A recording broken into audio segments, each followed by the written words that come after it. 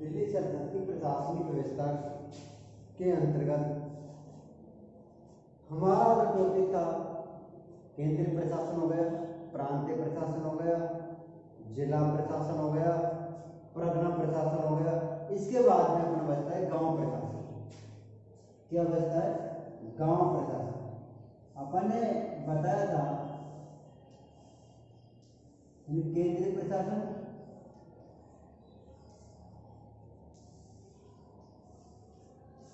दूसरे प्रांतीय प्रशासन,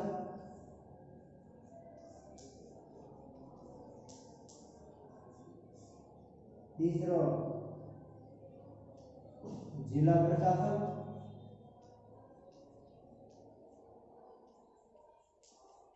परगना प्रशासन, और इसके बाद में आता है गांव प्रशासन।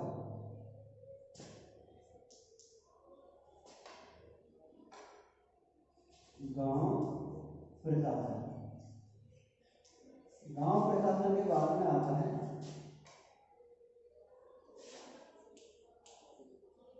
क्षेत्रीय प्रशासन,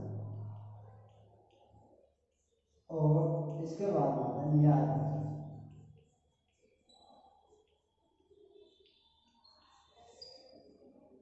अपना केंद्रीय प्रशासन हो गया, प्रांतीय प्रशासन हो गया, जिला प्रशासन हो गया, परगना प्रशासन हो गया। अब आता है गांव प्रशासन। अपना जो टॉपिक है आज का गांव का प्रशासन, यानी कि ये है परगना को अनेक गांवों में विभाजित किया गया है। जो परगना है, परगना, इसको अनेक गांवों में विभाजित किया गया है। अनेक गांव में विभाजित किया।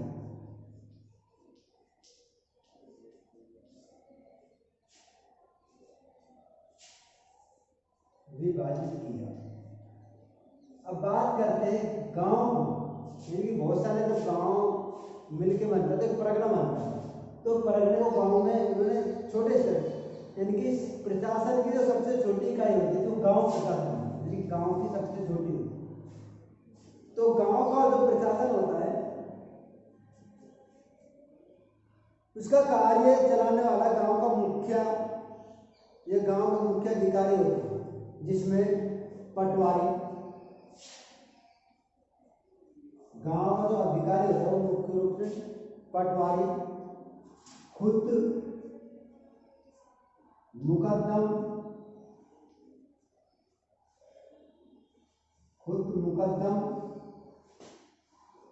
रावत, राणा, चौधरी, इनके हाथों में होता है। गांव का जो प्रशासन होता है वो पटवारी, खुद मुकद्दम, चौधरी, इनके हाथों में होता है। अब हम बात करते हैं गांव का जो मुख्य अधिकारी होता है वो इन लोगों के अंतर्गत चुना जाता है। इनका मुख्य कार्य गांव में शांति व्यवस्था बनाए रखना। गांव में शांति व्यवस्था बनाए रखना, शासन को लगान वसूल करने में मदद करना। ये लोग किसानों से खूब कर वसूल कर दीवानी वजारत के पास भेजते थे, यानी कि दीवानी वजारत, तो केंद्रीय प्रशासन के अंतर्गत जो अधिकारी होता था दीवानी वजारत, दीवान ए वजारत, जो कर इकट्ठा करते थे, जो दीवानी वजारत के अंतर्गत भेजते थे। जो कर होता था वो दीवानी वजारत के अंतर्गत भेजते थे। इन्हें लगान वसूली के बदले पारिश्रमिक तौर पर कर वसूली के भाग रखने का अधिकार दिया जाता था। कर वसूली का, इन्हें गांवों से कर वसूली करने का एक भाग का अधिकार दिया जाता था। उसे हक ए होती कहते हैं। हक ए होती, हक ए खुत्ती कहते हैं। हक ए खुत्ती कहते हैं, ये खुत्ती कहा जाता है। इसके अतिरिक्त गांव का मुखिया किसानों से एक छोटा सा उपकर एकत्रित करता है जिसे किस्मत ए खोती कहा जाता है। किस्मत ए खोती, ये किस्मत ए खोती कहा जाता है। हक ए खोती और किस्मत ए खोती, ये भी दो अधिकार है। यानी कि लगान वसूली करने के बदले पारिश्रमिक तौर पर कर वसूली का एक भाग अपने पास रखने का अधिकार दिया जाता था, उसे हक ए खोती कहा जाता था। और इसके अतिरिक्त गांव के मुखिया किसानों से छोटा सा उपकर एकत्रित करता था, जिसे किस्मत ए खोती कहा जाता था। अलाउद्दीन खिलजी के समय में खुद मुकद्दम और चौधरी इन तीनों की स्थिति गिर गई थी, क्योंकि उन्होंने ये सारे अधिकार समाप्त कर दिए गए, उनके विशेष अधिकार छीन लिए गए। उन्होंने भू राजस्व क्रय कर चराई कर देने के लिए बाध्य किया गया। उन्होंने भू राजस्व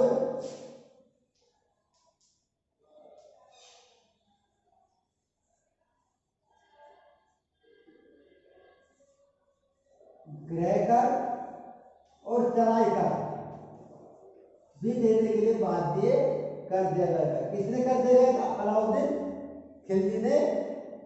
किसको कर दिया? खुद मुकद्दम और चौधरी, इनसे भी अधिकार छीन लिए गए और उनको भी राजस्व कर देने के लिए बाध्य किया गया।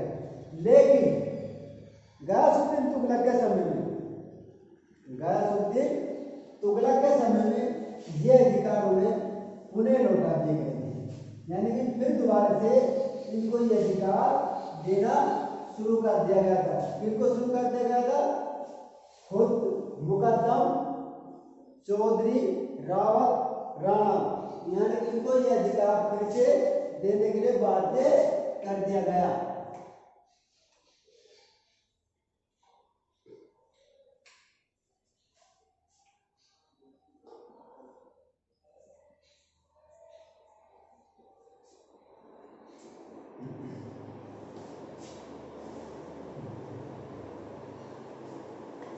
इसके बाद में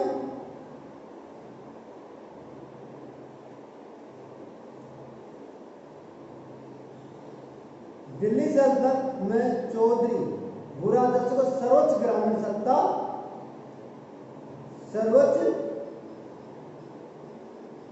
सत्ता थी। ये जजिया, खराज, गृह, चराई कर से मुक्त थी। ये जजिया, जकात, गृह कर और चराई कर से मुक्त रखे गए। इसको खुद मुकद्दम,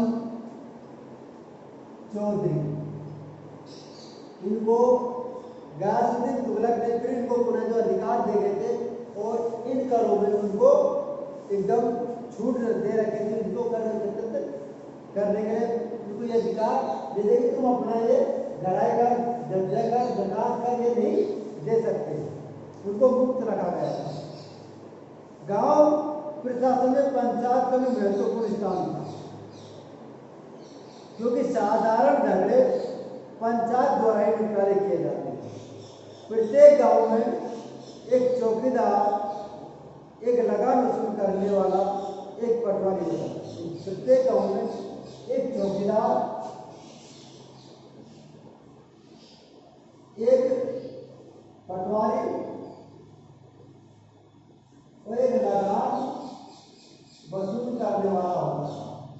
और छोटे मोटे झगड़ों को पंचायत के द्वारा निपटारा किया जाता था। इसके बाद में आते हैं सैन्य प्रशासन। क्या थे? सैन्य प्रशासन।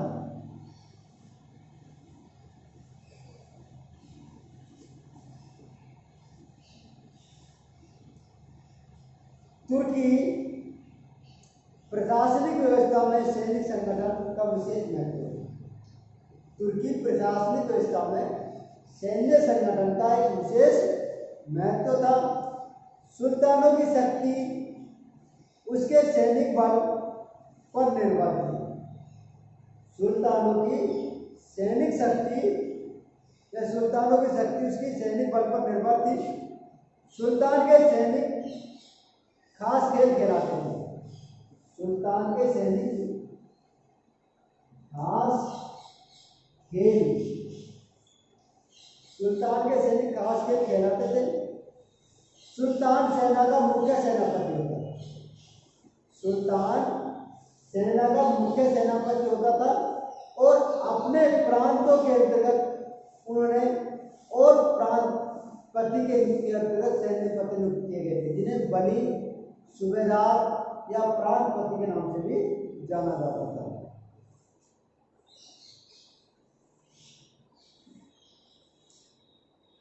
इन्हें इक्ता प्रशासन यानी कि इल्तुतमिश ने अपने शासन काल के अंदर इक्ता प्रणाली प्रचलित की थी और इक्ता इन सैनिकों को दिया जाता था, इसलिए वो इक्तादार के नाम से भी जाना जाता था।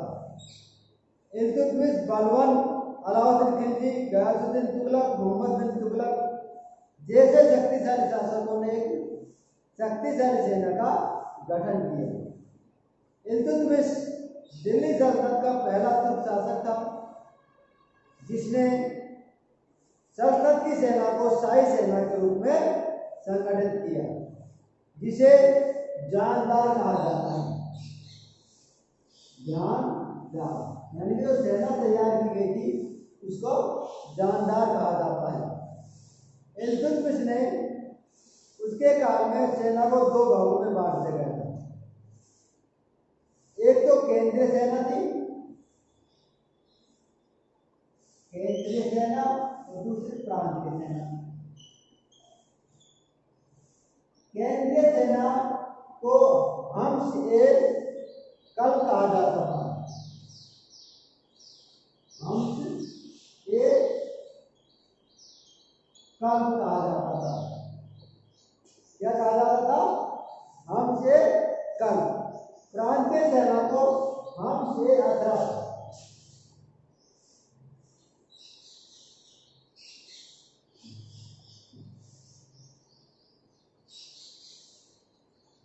हमस-ए-अतरफ,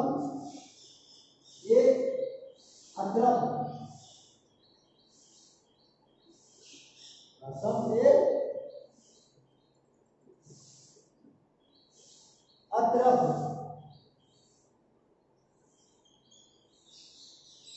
केंद्रीय सेना को हमसे-कल्ब कहा जाता था और प्रांतीय सेना को हमसे-अतरफ कहा जाता था। ये सेना को दो भागों में बांटने वाले इल्तुतमिश थे।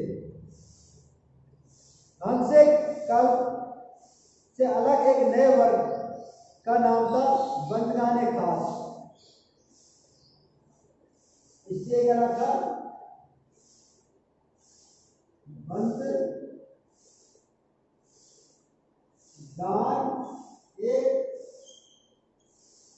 बंदगाने खास। शाही घुड़सवार सेना को सवार-ए-कल्ब कहा जाता था। शाही घुड़सवार सेना को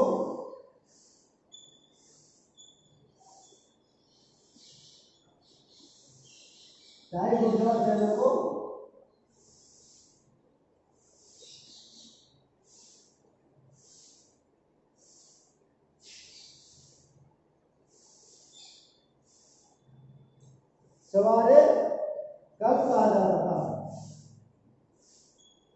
सवार-ए-कल्ब।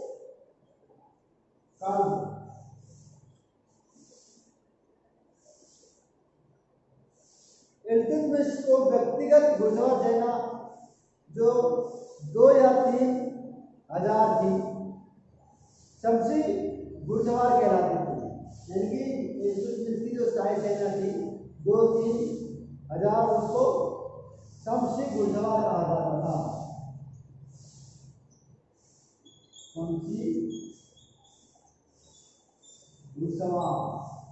शमसी घुड़सवार कहा जाता है।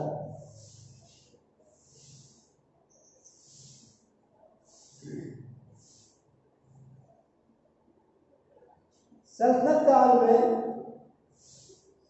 काल में अलाउद्दीन खिलजी के समय में सबसे अधिक सेना थी और एक स्थायी सेना थी, एक उसकी विशाल जो सेना थी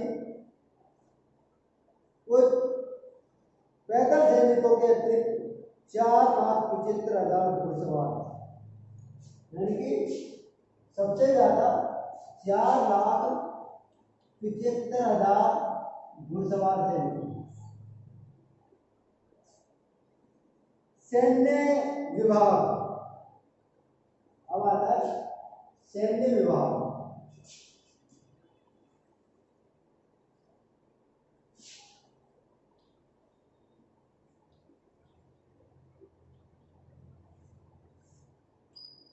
सैन्य विभाग को दीवान अर्ज कहा जाता था।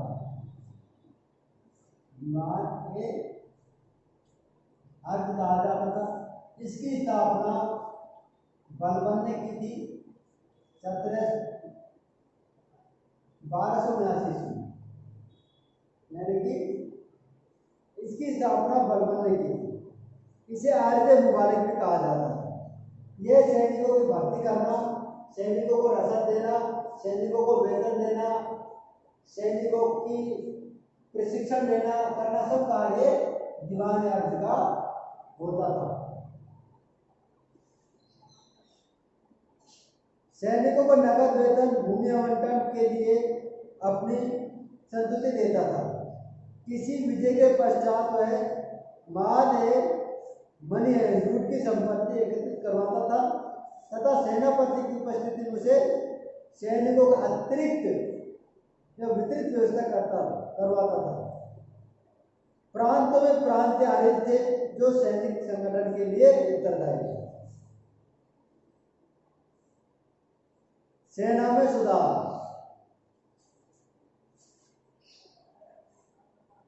सेना में सुधार।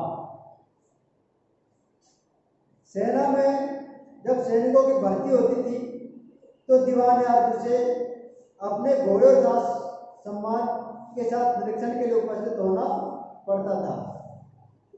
इसके निरीक्षण में सक्षम पाए जाने पर उसे अपना वेतन और घोड़े का वे राज्य से मिल जाता था।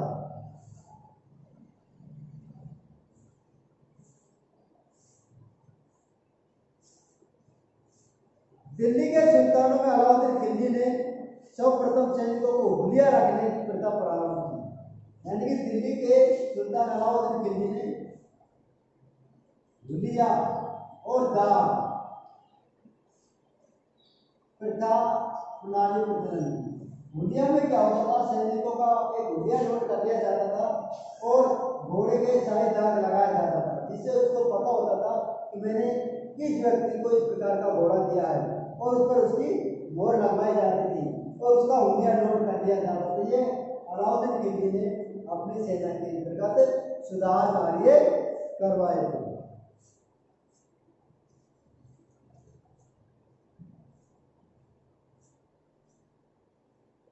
इसके बाद आते हैं सैन्य टुकड़ियां।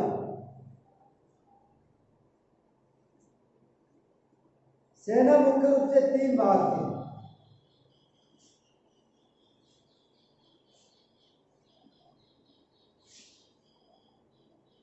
सैन्य टुकड़ियां। सेना मुख्य रूप से 3 भाग हैं। नंबर 1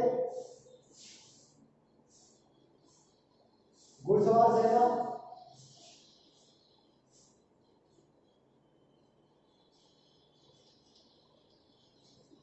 नंबर 2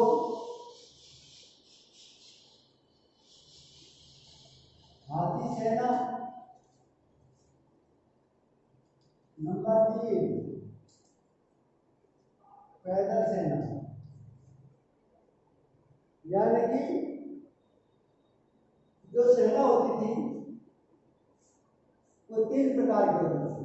घुड़सवार सेना, दिल्ली सल्तनत की सेना घुड़सवार सेना पर विशेष महत्व दिया। केंद्रीय घुड़सवार सेना को सवारे कल कहा जाता था।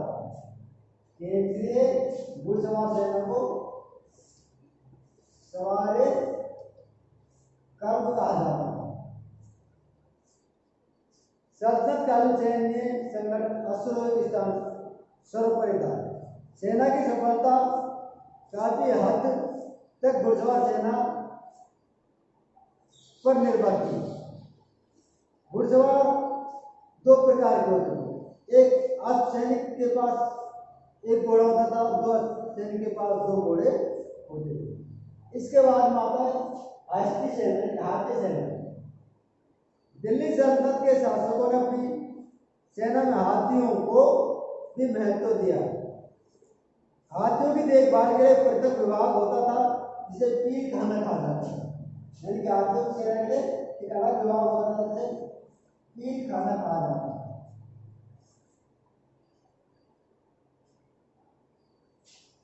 इस विभाग का अध्यक्ष सेना पीर कहा जाता था। सेना ए पीर, इस विभाग का जो अध्यक्ष होता था उसको सेना पीर कहा जाता था।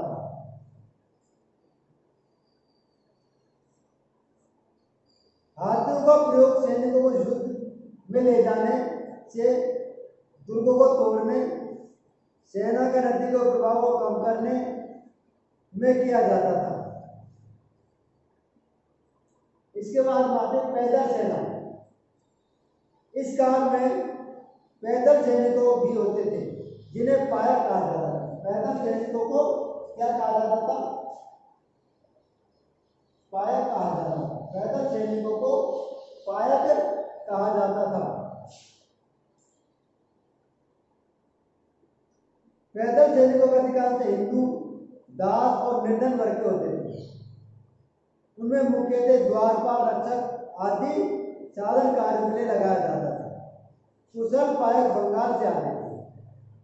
जो कुशल पायक होते थे उनको बंगाल से मंगाया जाता था।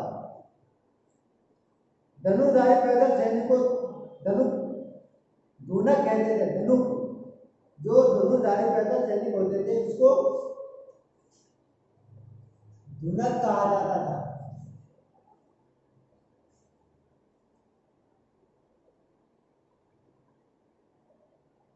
सुल्तान के पास नाव की बड़ी सेना होती थी, इसे बहर कहलाते थे। इसका अध्यक्ष मीर बहर कहा जाता था। यानी कि बहर होता था और मीर बहर यानी कि नाव का अध्यक्ष होता था। जो नाव चलाते थे उनका जो अध्यक्ष होता था उसको मीर बहर कहलाता था। इसके अतिरिक्त सेना में गुप्तचर भी होते थे। सेना के अंतर्गत गुप्तचर भी होते थे। उन्हें तलैया कहा जाता था। जो गुप्तचर होते थे उन्हें तलैया कहा जाता था या यजकी कहा जाता था।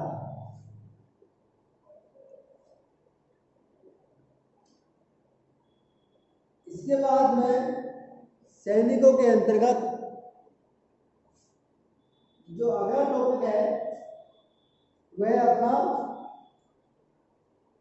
सेना का वर्गीकरण। सेना का वर्गीकरण, वेतन और न्याय व्यवस्था कानून व्यवस्था है वो अपनी अगली वीडियो के अंतर्गत आपको प्रस्तुत कर देंगे। ठीक है।